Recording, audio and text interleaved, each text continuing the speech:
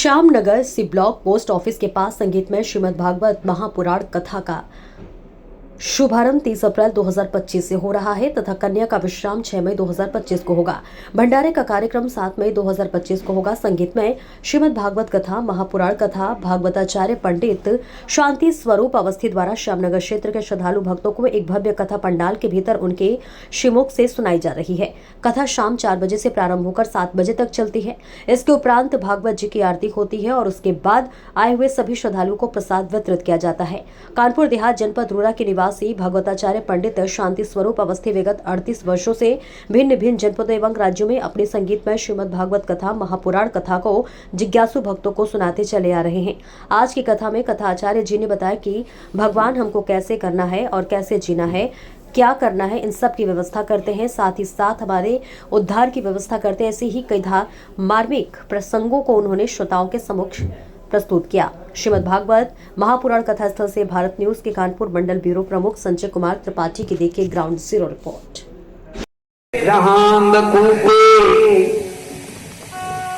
संसार रूपी कुएं में, गृहस्थी रूपी कुएं में धीरे धीरे गिरते जाते सब गिर गए। कोई बच पाता है जिस पर गुरु और गोविंद की कृपा हो। बहुत दूर होता एक दिन कश्यपों ने राज दरबार में बुलाया प्रहलाद को और कहा मेरे सिवाय तुम्हारा ईश्वर है। तो प्रहलाद जी क्या बोले? पिताजी आपका प्रश्न गलत है। पर कोई बात नहीं, हम समझ रहे हैं आपका प्रश्न भले गलत हो पर उत्तर हम सही देंगे।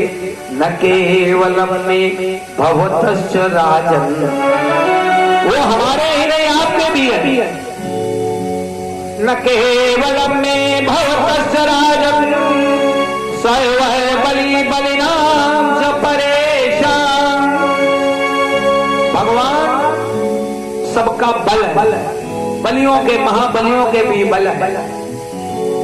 अब देखिए हनुमान जी को कहा गया है अतुलित बल धामम। अगर हम बोल नहीं रहे तो आज कौन सा वार है?